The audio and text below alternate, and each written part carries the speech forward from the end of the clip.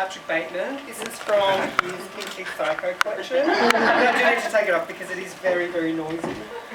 So I am also a DJ. Yes, Hare and Hounds, you can book me. I am available. And I was at a gig recently, and someone came up to me and was like, "Oh my gosh, your handlebar moustache is like giving me proper Wolf Creek vibes. Is Max Gentleman like a serial killer?" And I had like a Carrie Bradshaw moment. I was like, it got me to thinking, is Max Gentleman actually a serial killer? So from a young age, actually no, I probably should kind of point out the obvious. I am a white Australian, and so serial killing is kind of in my genetic makeup.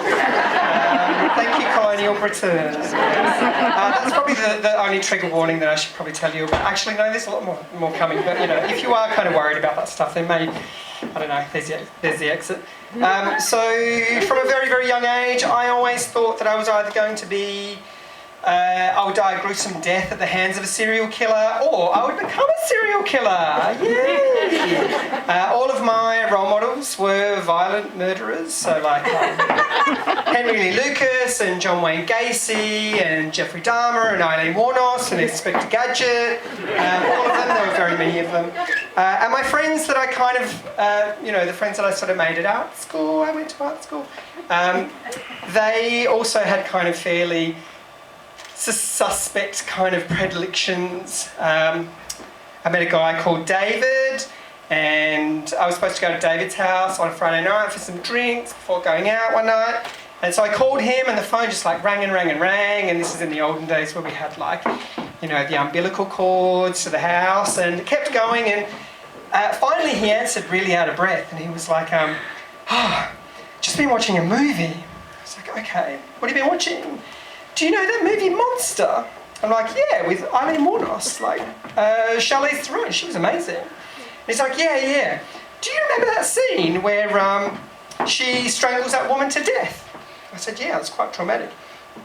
I just jerked off to that. Yeah, excellent. So like, I was just calling to see whether you wanted like a Cab Sav or a Sauvignon Blanc. I just want to get both. See you in 10 minutes. Bye. Don't you judge David though. We all have dark kind of things that we think about, our little fantasies. Hands up here who has planned a murder. Oh, come on, there are definitely more. Come on, don't be shy. Well, what I worked out very, very early on is that planning a murder takes a lot of hard work, a lot of planning, and a lot of secret keeping. And if there's anything that Max Gentleman's not very good at, it's planning, hard work, and secret keeping. So I came out to my parents, not as a murder planner. I'm not Jennifer Lopez. Thank you. I didn't think anyone would get that. No, I came out as Mr. Schwan, and my parents had kind of odd reactions, I guess. My mum was like, "Well, Mister, if you're going to live under my roof, then you better become a hairdresser, an air hostess, or you better start finding some bodies in that backyard." My dad's was slightly darker because, true story this bit, there was a gay man that had been found decapitated and burned in a caravan near where we lived. And so my dad was like, "You better not have had anything to do with that." And so of course I was like, "Oh, Dad, why do you always blame me for everything?" Like a good teenager. I don't know if you know anything about Tasmania, but it's essentially Australia's vagina. And I don't mean that to be disparaging toward vaginas. I mean that it's actually shaped like a lady's Lady Garden bits, and it's just below Australia's, that bit there, which is why we tend to call it Yamapa Tassie. Now Tasmania is kind of littered with teeny tiny little violent towns where there's nothing to do on a Saturday night except for crochet and incest. And these things are not mutually exclusive. So me and two straight couples and their glittery unicorn friend decided to go to Hobart on a coach. Devonport's up the top where we were at, Hobart's on the bottom. It's like a 4-hour trip through these like deep and dark towns.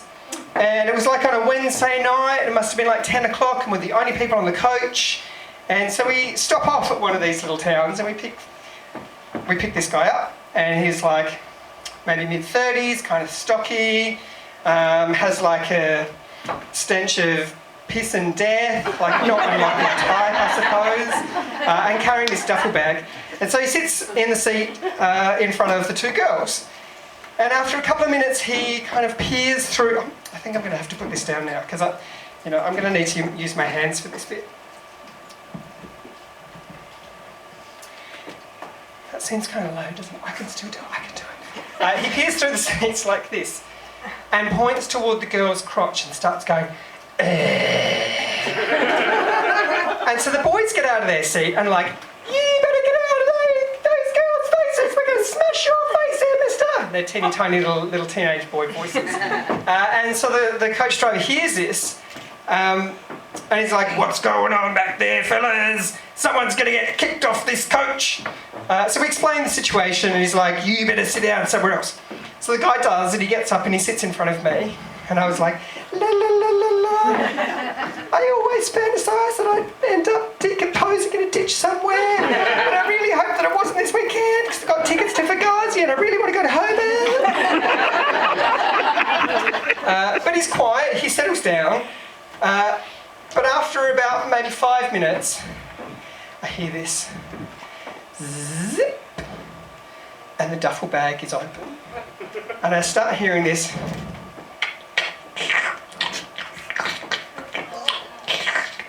Kind of wet noise.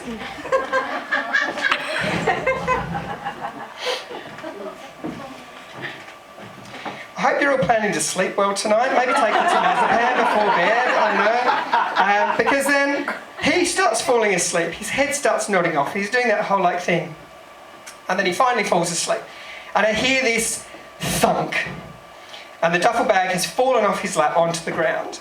And I start seeing this dark oozing liquid coming underneath the seat. This is no word of a lie, it's completely true.